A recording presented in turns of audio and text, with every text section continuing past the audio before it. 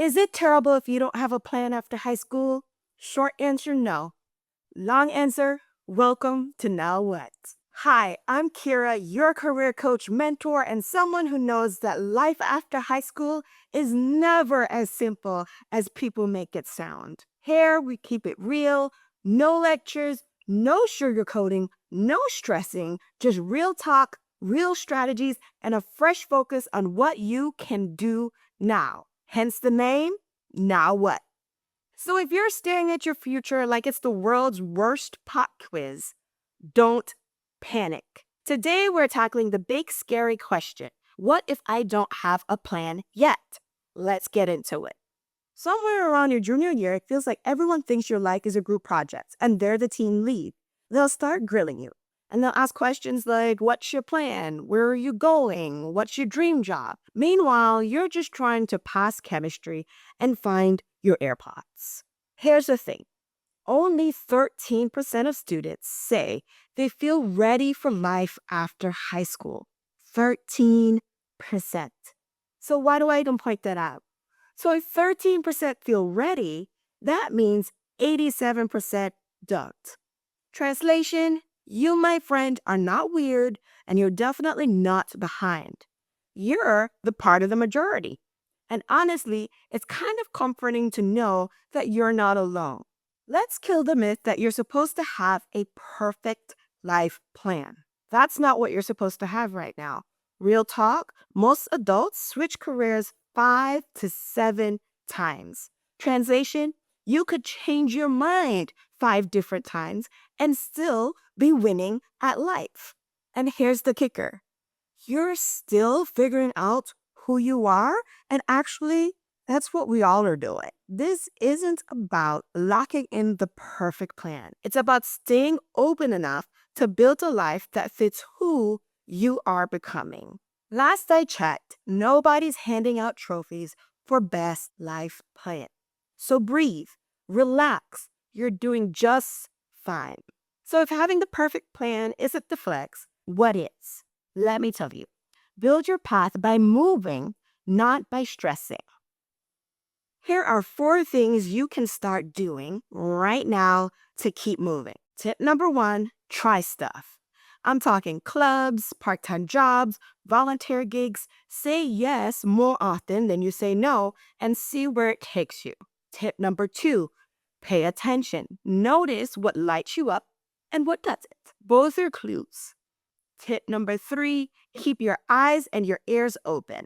Ask people how they got where they are, because most people love talking about themselves, and use that to your advantage. Tip number 4, shift your perspective. Stack skills and not trophies. Skills like communication, problem solving, tech skills, they are all gold in this 2025 and beyond. And here's the flex. Next time someone grills you, just say, I'm exploring my options and focusing on building the skills that fit me best.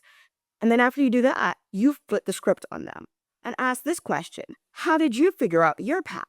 A little Uno reverse never hurt anybody. So here's a reminder. You're not behind. You're not failing. You are on your own timeline, and that's where you need to be. Instead of panicking, channel that energy into trying something new, learning, and growing. Nobody's got it all figured out, not even the people who pretend that they do. You, my friend, are doing better than you think. Well, thanks for hanging out with me today. It was great speaking with you. And for more real talk and resources, check us out at lifehouse.com. And that's life with a Y, not an I, because why not? There's actually a reason that we made that spelling shift, but that's for another convo. Anyway, if this episode helped ease your panic or made you laugh even just a little bit, please like and subscribe. It seriously helps us out. And most of all, thank you for joining us, fam. Until next time, see you later.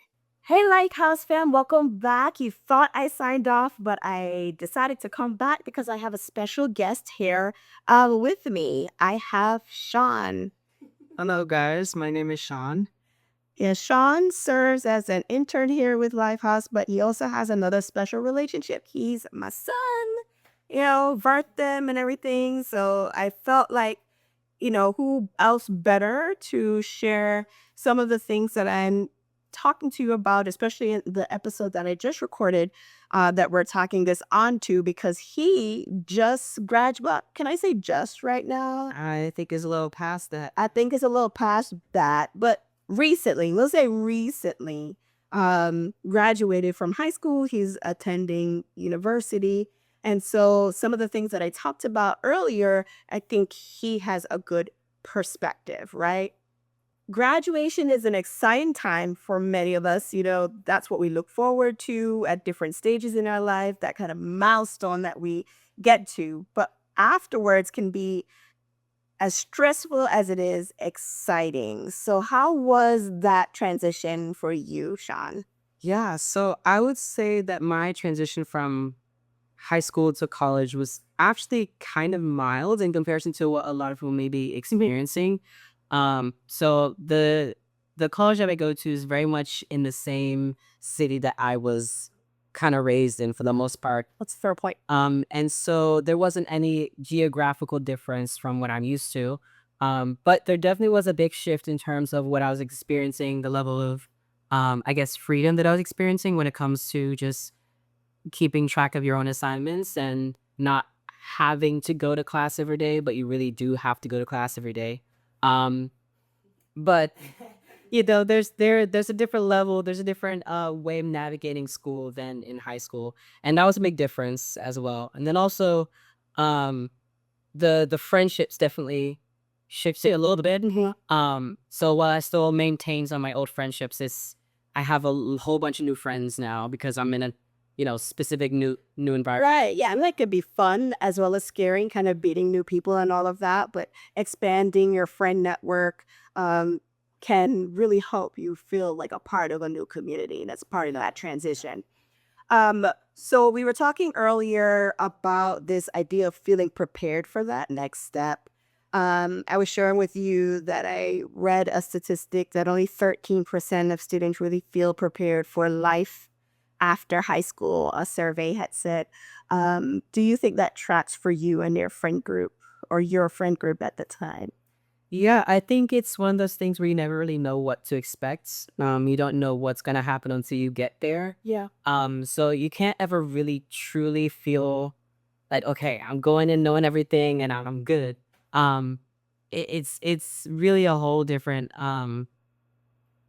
life experience than what you previously experienced in high school. So I can't say that I was super prepared in that sense, but I didn't feel super scared or anything like that as well. So it's just kind of, I'm very much go with the flow type of person. You are.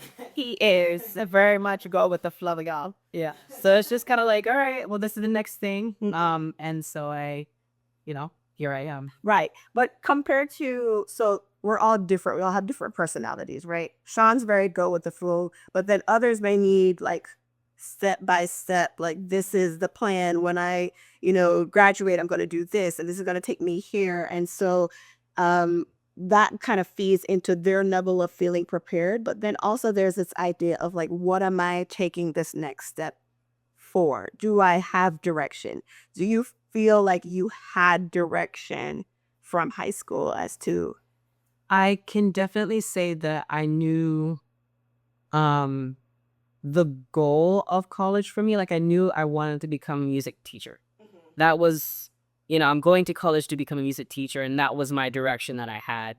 Outside of that, I had you, of course, because you went to college and you also you used to work at a college or work at a college. And so I had that connection, I guess, to help me understand what is going to happen next. I will say that I think that my understanding of college would have been better than most high school kids because of you. And because when I think of some of my friends, like they may be a little bit clueless, and sometimes I've kind of helped them out if they're anxious about, college applications or just getting into college and what happens next. Yes, because you had a model of what that college experience is. Not all students, not everybody has that model, especially if you're first generation college going, and that's the direction that that you decide that you want to go, right? That's a whole new area.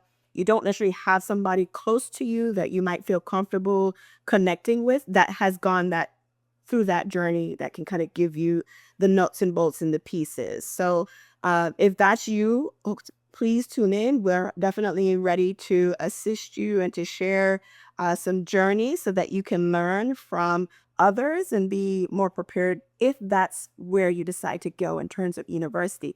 But having said that, there's so many different choices about life after school, right? So you might decide like yourself to go to a 4-year university, but you might also want to go to a community college or 2-year college, do technical school or some sort of boot camp.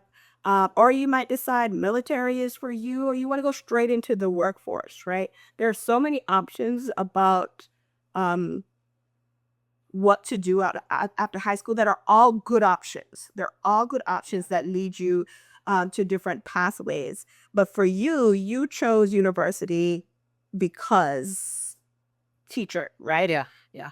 Really only one way to become a teacher that had that Florida requirement. Yeah, I mean, there are other ways, but it takes you a different route. You have to take your teacher certification, you got to work with all that side of things. But generally, as you become a teacher, especially in music, you want to get your bachelor's in education and do that. So that's the route you decided to take. So tell me, maybe reflect on some of your friends' experience because we all go through life together. Um, do you have friends that maybe chose differently or maybe were wavering between different options post high school? I know of a couple friends that had considered taking a gap year, to kind of maybe Another option. so yeah, and I did have a friend who now lives not in Florida, but they definitely they didn't go straight to college and they're taking a gap year. So it's definitely something that a lot of students consider. Yeah. And I even considered at some point that not that I stayed for long, but yeah. Yeah. Each of us have different things going on, different needs, desires. Some people take gap years because they want to travel, they want to see the world, they want to kind of figure out themselves, and they have the means to kind of take that gap year and then be more sure as to what the next step after that's going to be after the year is up, right? Or however long your gap year tends to be. Some people decide I want to go into the workforce and then I'll get a job in which I can move up and that particular company can pay for them to go to university or college or take some sort of training program. So you can mix and match as well. But it's good to kind of have an idea of like why you're picking those things, right? Why college? Why military? Why workforce? And then you feel a little more confident in that um, decision. Um, Thinking about your time in high school, I didn't share this earlier with our viewers, but they say that having career conversations probably happens maybe few and far in between during your high school journey. I think the statistic says about 5 conversations Yeah. in high school. Does that track? I definitely know people who did not like. I don't think we've ever had that conversation with some of my friends. But I think for me, again, because of you, and also because of the field that I wanted to go into, education. Like there's tons of digits around. I had it up to you. Yeah, I had plenty of people to ask, and even if I didn't feel comfortable asking some teachers, I felt more comfortable just talking to other teachers because I talked to them on the daily. Right. So there were always people that I could ask about, hey, yeah, I want to become a teacher. What would you say, going about that direction is like? How did those conversations influence you or help you firm up the direction you wanted to go? Yeah, so it definitely prepared me in a sense because, with today's environment, with education, it's very wishy-washy. And so a lot of teachers don't feel very comfortable, I guess, in that sense. And so there's, if you go through grade through 12, you're going to hear a teacher complain about a situation at some point in time. Right. And so I was definitely warned, I guess, of what I was getting into, not even just by teachers, but by people who I've talked to becoming a teacher about or with. Hmm. So there was that sense of like, hey, no, this is what you're getting into. But also, they made sure to also let me know I'm still doing this because I love teaching and I love helping out students. And so that was always the A passion piece for yeah, the passion piece for me. insert there because you're talking about the education piece. How did you know you want to do music education? Yeah, so I knew that I wanted to become a teacher pretty early, I would say, like middle school, eighth grade, that's when that kind of started to come out. And then the music part didn't come in until maybe junior year around there. And then I became sure of it when I started doing my college applications. Okay, hold up. So let me pause here.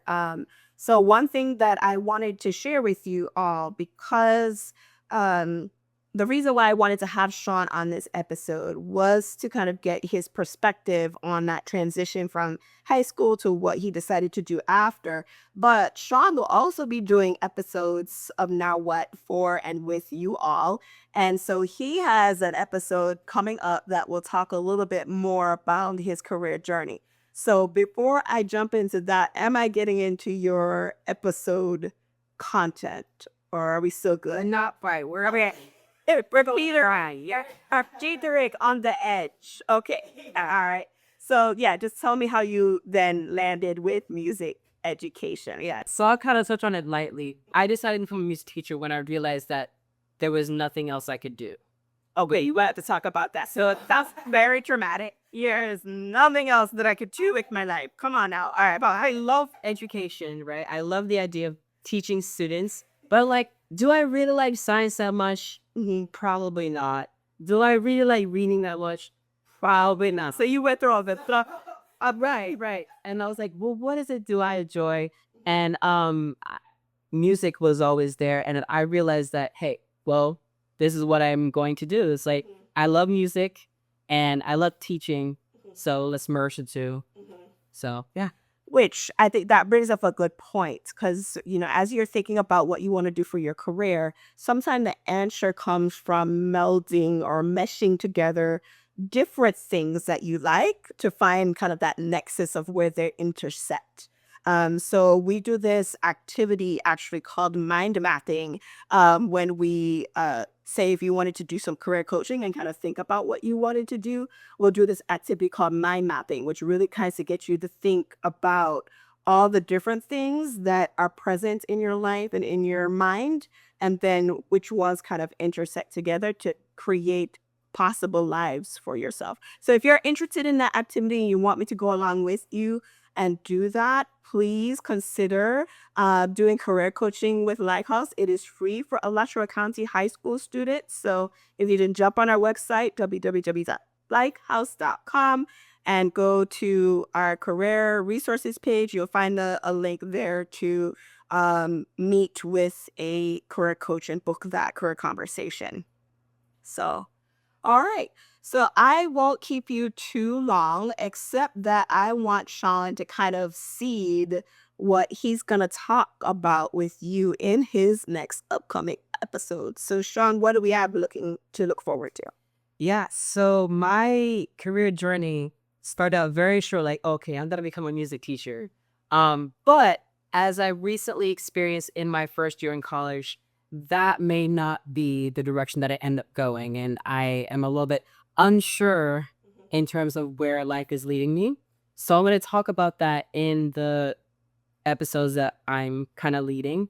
And yeah, so you'll kind of find out, and hopefully this will help some of you who are unsure about your career journey and don't know where to take that next step. Well, I'm taking it right with you, so it'll kind of be a journey for both of us at the same time. Yeah, I think what's really important to hear and where we can hear Sean's story is this idea that your career, what it looks like at any given stage, is going to evolve as you identify and figure out a lot more about who you are as a person, what you like, what you don't like. And so hopefully you'll kind of hear a similar story that'll help normalize that for you. So if you are feeling unsure right now, that is completely fine. When you are uncertain, that doesn't mean that you can't try things, that you can't do things, that you can't even just pick a path and roll with it until you figure something else out. Okay, so hopefully that kind of relieves some of the stress of not necessarily feeling like I am super confident about what I want to do after high school. Okay. So stick around, plug in, like, and subscribe to our channels so that you know when Now Watch episode with Sean or with me or someone else is launching. And so you can catch us right at that time. We are definitely glad that you were able to join us today. So thank you so much for doing that. And until next time, peace out.